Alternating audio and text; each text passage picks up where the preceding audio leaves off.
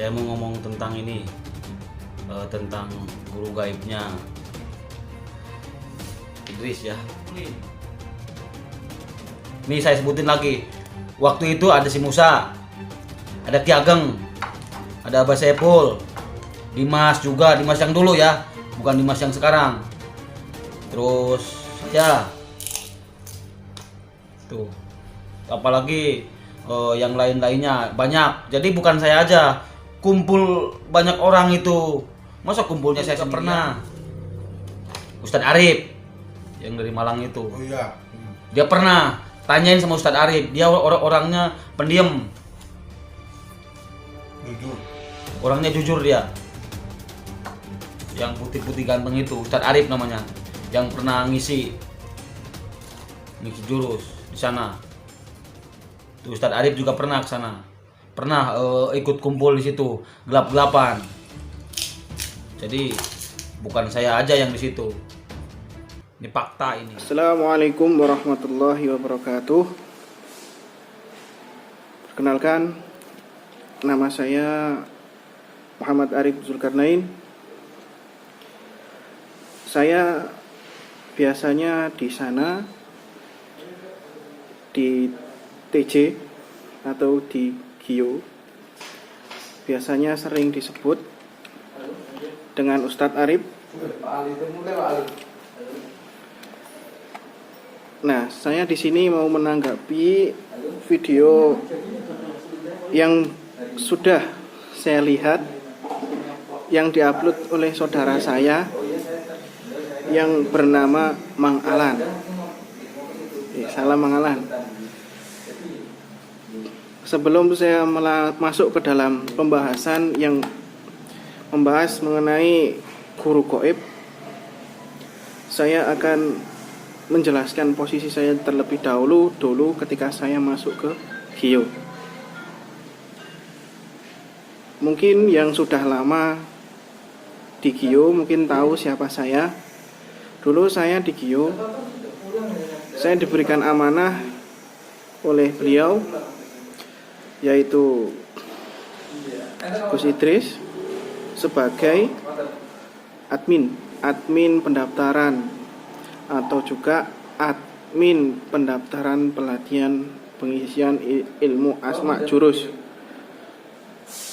Nah, ketika itu memang saya tidak pernah ikut dalam tur atau keluar kota. Kenapa demikian? Karena memang saya tidak pernah mau untuk keluar. Ya, karena saya tidak mau ikut keluar kota untuk melakukan pengobatan di luar. Oleh karena itu, mungkin banyak yang tidak mengenal saya. Tapi saya memang lama di TJ. Saya di TJ mungkin banyak yang sudah tahu, saya mulai awal sebelum puasa. Insya Allah sebelum puasa atau pas puasa itu, saya agak lupa. Ya, ketika itu saya datang sowan, minta izin ke beliau untuk menimba ilmu hikmah maksud saya. Nah, ketika itu saya bertemu berbagai macam teman yang baik-baik semua. Antara lain ya Mang Alan, Mas Bagus, terus yang Mas Musa, Ki Ageng, dan yang lain-lain. Terus lanjut kepada pembahasan kita berkaitan dengan guru gaib. Apakah benar saya pernah ikut duduk di dalam majelisnya ketika hari Kamis seperti yang disampaikan oleh Mang Alan? Ya, saya pernah ikut duduk bersama beliau dan duduk bersama Mang Alan, duduk bersama Abah Saiful sekali. Itu juga akhir ketika itu setelah itu saya lagi ikut di TJ. Nah, ini hanya bentuk klarifikasi saja berkaitan dengan guru gaib yang disampaikan Mang Alan. Menurut pendapat Mang Alan yang ada di video, Mang Alan menjelaskan bahwa memasukkan sebuah ulama besar, Habib Soleh Tanggul. Seingat saya iya. Selain itu ada lagi, kata Mang Alan, Gusmi. Saya jawab lagi, iya benar. Terus seingat saya juga ada lagi, Gus Maksum. Ya benar ada. Terus sebetulnya saya lama tidak ingin membahas masalah ini karena saya sendiri masih sibuk karena kegiatan saya sebagai guru mengajar di salah satu pondok pesantren di Malang. Mungkin yang lama di Gio tahu saya bekerja atau menimba ilmu di pondok pesantren mana. Menurut saya, memanggil salah satu atau beberapa atau bahkan banyak dan itu diakui sebagai guru-guru gaib, menurut pribadi saya kurang paham, saya kurang tahu. Itu benar atau tidak saya kurang tahu. Yang jelas berkaitan dengan guru gaib hanya yang bersangkutan saja yang tahu. Saya tidak tahu menau. Cuman yang saya sayangkan, kenapa beliau sampai bisa memanggil seorang ulama dan masuk ke dalam tubuh beliau. Karena saya juga tidak tahu dan tidak memiliki ilmu apapun, ya saya percaya saja. Terus yang saya sayangkan lagi, tidak hanya satu atau dua yang sudah dimasukkan ke tubuh beliau pada saat melakukan rapat atau evaluasi kepengurusan ketika itu. Mungkin ketika itu saya tidak tahu, atau ya memang tidak tahu.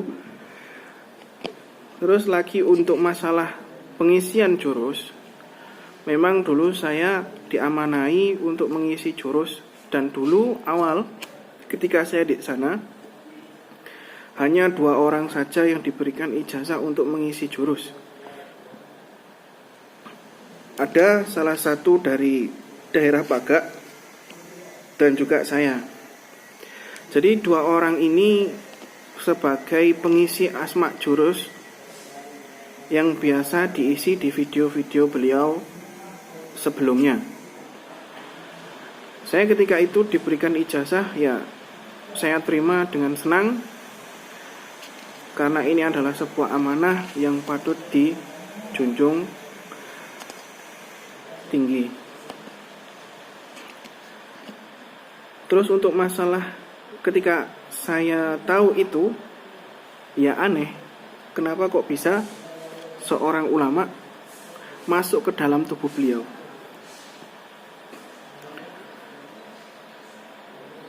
Menurut pendapat beberapa orang, kalau itu memang benar ruh dari seorang ulama, saya masih mempertanyakan keasliannya. Tapi kalau korin, saya juga kurang tahu. Saya belum pernah bertemu korin.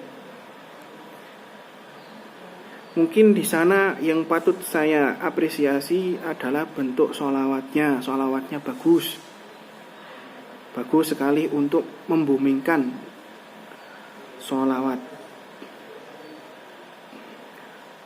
Nah, yang saya sayangkan ketika saya tahu informasi ketidaksahan sebuah jurus hikmah, itu ketika saya diberitahu oleh salah satu putra dari Mbah Yai Qasim Pasuruan.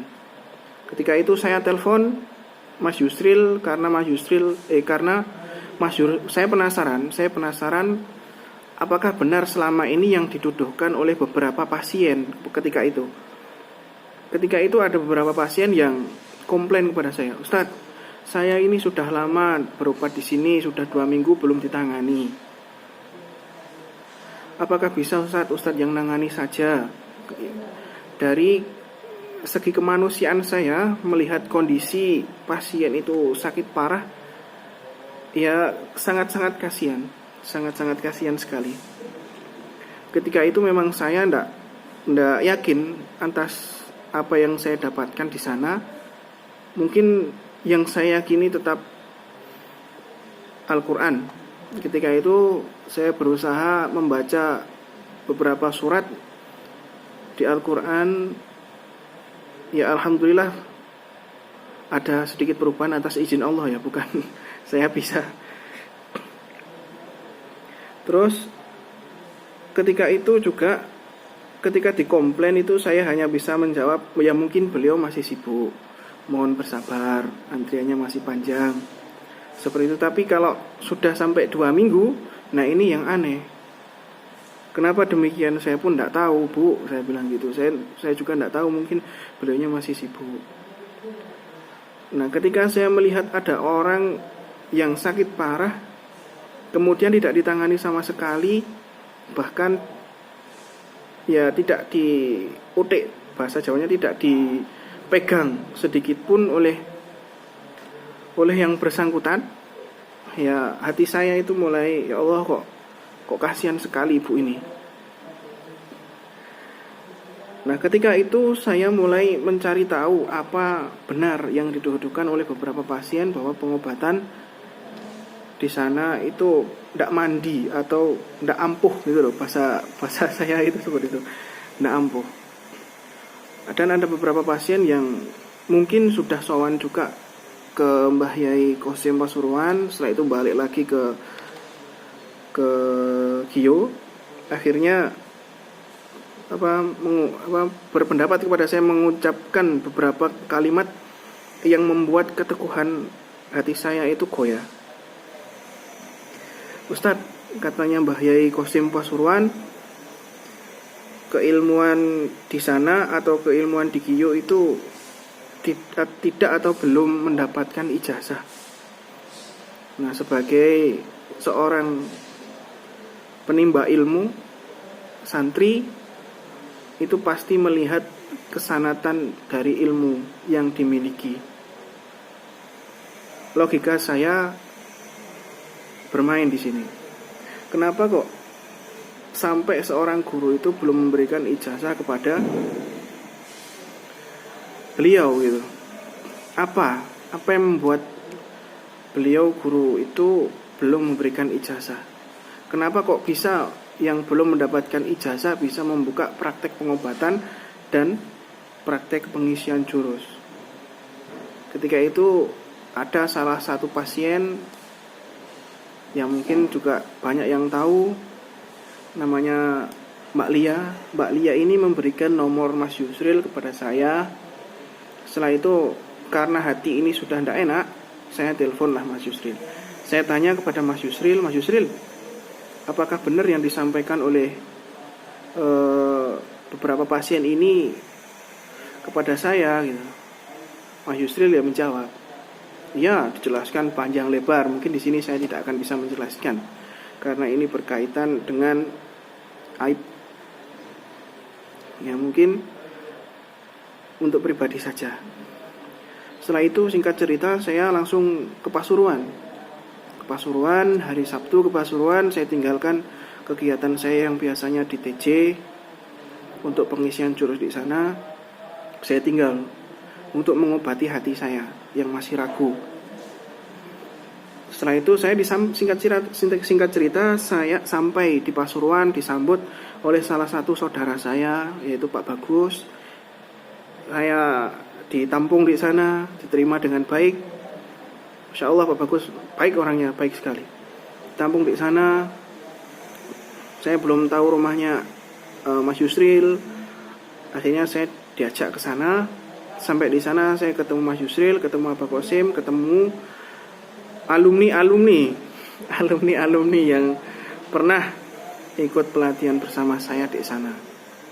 Ketemu lagi di Pasuruan, diberikan beberapa cerita, disahkan dengan apa yang sudah diutarakan oleh beberapa pasien. Ya akhirnya apa yang saya rasakan terjawab. Karena mungkin dari seorang santri pernah dididik sebuah adab di mana seorang santri itu harus tawaduk kepada gurunya. Tapi di sini ketika saya menerapkan itu, saya mulai gundah, mulai tidak enak. Karena ketawaduan saya ternyata salah sasaran. Salah sasaran. Nah, ya akhirnya dengan beberapa cara hati saya ini mulai membuka apa kebenaran yang sudah ada. Terus singkat cerita lagi, saya mulai tahu kebenaran yang selama ini tertutup oleh mata saya sendiri. Karena saya tidak bisa merasakan dengan baik keluh kesah dari beberapa pasien yang menyatakan bahwa di sana itu belum mendapatkan izin. Kalau dari segi sembuh atau tidaknya itu mutlak hak dari Gusti Allah. Tapi mungkin dari sini bisa ditarik sebuah kesimpulan logikanya, ketika kita mau menuntut ilmu harus tawadhu yang pertama. Terus yang kedua, mana bisa seorang santri yang tidak lulus atau belum mendapatkan ijazah bisa mengobati, bisa memberikan ilmu. Bahkan beliau saja belum lulus. Dan yang aneh, ini diakui oleh Abah Qasim sendiri, bahwa si Gio ini bukanlah santri dari Abah Qasim. Nah ini akhirnya ya Allah, saya sangat-sangat shock dan ya banyak sakit hatinya. Tapi mungkin diredam oleh teman-teman yang ngajar di sini. Isnak Bapak Ustaz, semua itu adalah lika-liku hidup. Terus untuk masalah apa lagi? Pengisian jurus, yaitu tadi untuk masalah guru-guru goib yang sudah dijelaskan Mang Alan, saya akui itu benar adanya, tidak bohong. Mang Alan itu jujur. Juga saya pernah ikut juga soalnya, makanya saya bisa menjamin apa yang diucapkan Mang Alan itu memang benar-benar jujur, asli. Ketika itu saya ikut tidak hanya berdua atau bertiga, banyak. Jadi maksudnya ada kepengurusan tersendiri, yaitu ada pengurus TJ, ada pengurus video untuk masalah tortur. Terus ada masalah kepengurusan pelatihan. Nah kebetulan dulu saya kalau di pengurusan pelatihan, saya juga masuk ke dalam bagian sekretaris.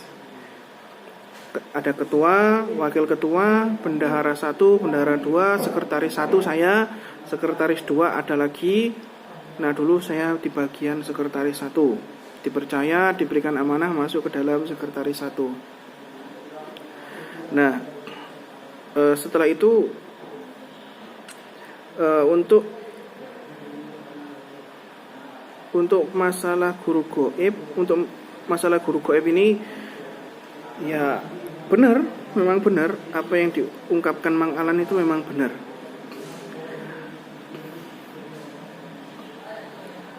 Pernah mendatangkan Habib Soleh, pernah mendatangkan Gusmi, ya saya juga ikut tahu. Pernah mendatangkan Gus Maksum, pernah saya tahu. Seingat saya selain itu juga ada di buku Babat Alas Tanah Jawa itu siapa ya? Kiai,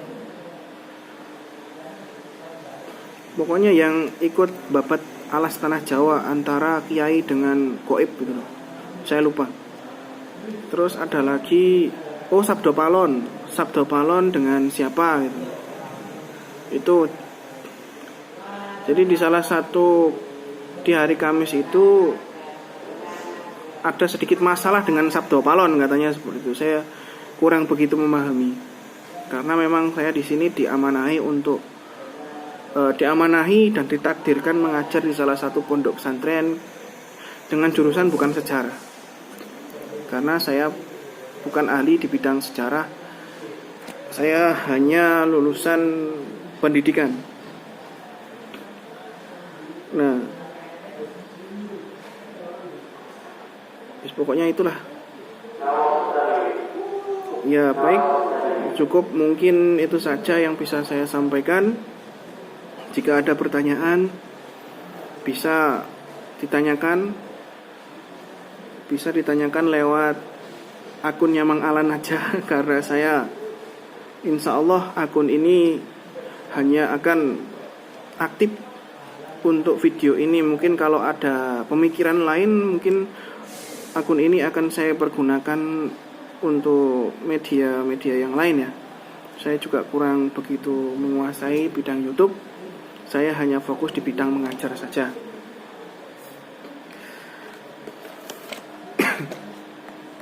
Baik, terima kasih. Itu adalah salah satu klarifikasi saja, klarifikasi saya. Semoga ini mencerahkan semua penduduk masyarakat Indonesia dengan apa yang disampaikan oleh Mang Alan. Semoga ini memberikan kejernihan pikir, kejernihan kita dalam melihat sebuah kebenaran, dan kita bisa menerima mana yang batil dan mana yang hak. Baik, terima kasih. Saya cukupkan video ini. Saya mohon maaf jika ada salah-salah ucap, salah-salah kata dari berbagai pihak. Saya mohon maaf. Saya hanya manusia biasa, tidak luput dari kesalahan. Assalamualaikum warahmatullahi wabarakatuh.